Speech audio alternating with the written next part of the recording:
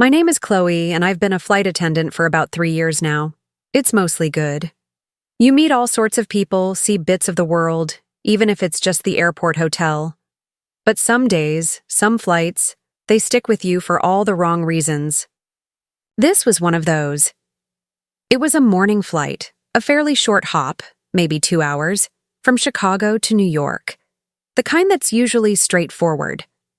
We had a VIP on board, though. Mr. Davies, the brand new CEO of our airline. We'd all gotten the memo.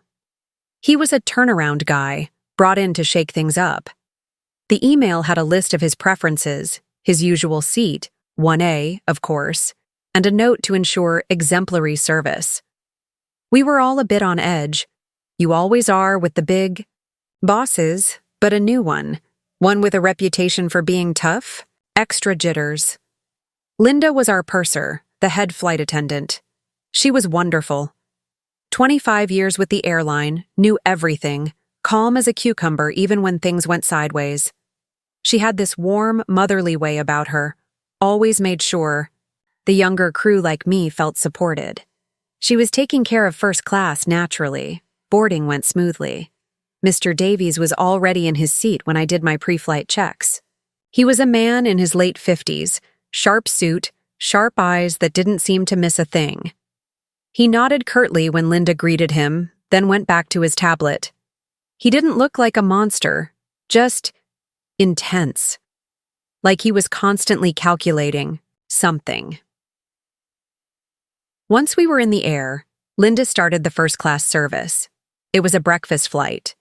The choice was usually a hot option, like an omelet, or a lighter continental spread. Mr. Davies had pre-ordered the artisan quiche Lorraine, with a side of seasonal fruit. Very specific. I was busy in economy, handing out drinks and those little bags of pretzels, when I saw Linda come back to the galley looking flustered. That was rare for Linda. "What's wrong?" I whispered, wiping down the coffee pot. Her face was pale. "The quiche! Davies' quiche! It's not here!" My stomach dropped. "What do you mean, not here? Did catering mess up?"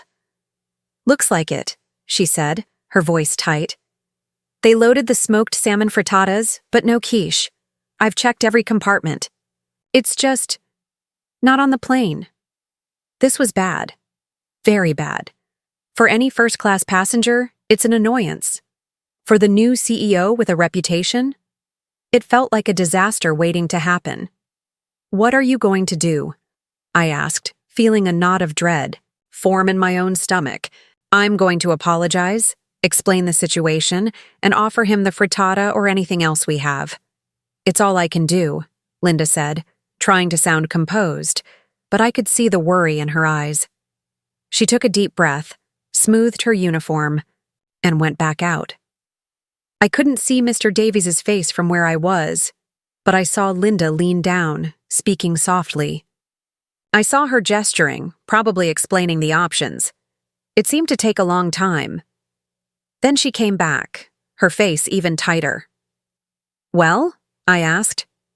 "He just stared at me," Linda said, her voice barely a whisper. He didn't raise his voice. He just said, "So you don't have my meal?" I explained again, apologized profusely, offered him the frittata, fresh fruit, yogurt, pastries, anything. He just waved his hand, said, "Never mind," and went back to his tablet.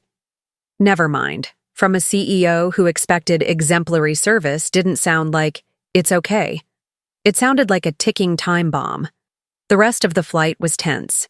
Linda continued her duties with her usual professionalism, but I could see the strain. She kept glancing towards 1A. Mr. Davies didn't ask for anything else. He didn't accept a drink, didn't make eye contact. Just sat there, a stone statue of disapproval. I tried to reassure Linda. "It was a catering mistake, not your fault. He'll understand." She just shook her head. "Chloe, these men, they don't always see it that way. They see a failure, and they look for someone to blame. I hoped, really hoped, she was wrong." We landed in New York on time. As we taxied to the gate, I felt a tiny bit of relief. Maybe it would just blow over. Maybe he'd forget about it once he was off the plane and on to his next important meeting. Passengers started to deplane. Mr. Davies was one of the first. He walked past Linda at the door without a word, without a glance, just a cold, blank exit. Linda let out a shaky breath. Well, that's that, I suppose. We began our post-flight procedures, tidying the cabin, getting ready for the cleaners, and the next crew. My phone buzzed in my pocket. It was unusual to get work-related texts so quickly after landing. I ignored it, focusing on collecting discarded newspapers. Then Mark, one of the gate agents, came onto the plane. He looked grim. "Linda," he said, his voice low. "Can I have a word?" Linda, who was just starting to relax a little, looked up. "Of course, Mark. What is it?" They stepped into the galley. I tried not to eavesdrop, but the plane was quiet, and Mark wasn't trying to be particularly discreet. "Linda," Mark said, and his voice was full of something I couldn't quite place. Pity? Disbelief? I don't know how to say this. I just got a call from Mr. Henderson, Davies' chief of staff. My blood ran cold. Henderson was known as Davies' enforcer. Mark continued. Mr. Davies was extremely dissatisfied with the service on this flight. "The meal," Linda whispered, her hand going to her mouth. "It was the quiche, wasn't it?" "Yes," Mark said. He landed, made one call. Effective immediately. "Linda, they're terminating your employment." I gasped. I couldn't help it. Terminating? For a missing quiche? Linda just stood there, frozen. Her face, which had been pale before, was now chalk white. She looked like she'd been punched in the gut. "Terminating me?" she repeated, her voice hollow. "After 25 years? For a catering error?" "I'm so sorry, Linda," Mark said, genuinely sounding it. He said, and I quote, "If we can't get the simple things right for our own CEO, we have a serious problem at the front line. We need people who ensure perfection. He wants your ID badge and your wings." Tears welled up in Linda's eyes, but she didn't break down. Not fully. She just nodded slowly, a kind of stunned acceptance settling over her. I watched, horrified, as she unpinned her wings, the silver wings she had worn with such pride for a quarter of a century, and handed them to Mark, along with her ID. It was the cruelest, most disproportionate thing I had ever witnessed. "Bag is in the crew room," she said, her voice barely audible. "I'll get it for you," Mark offered gently. When he left, I rushed over to Linda. "Linda, this is insane. You can't let them do this. It wasn't your fault."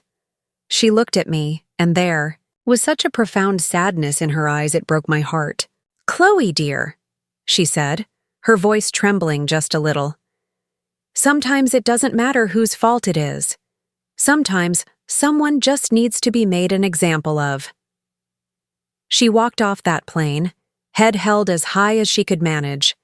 But I saw her, shoulders slump as she stepped onto the jet bridge. She didn't look back.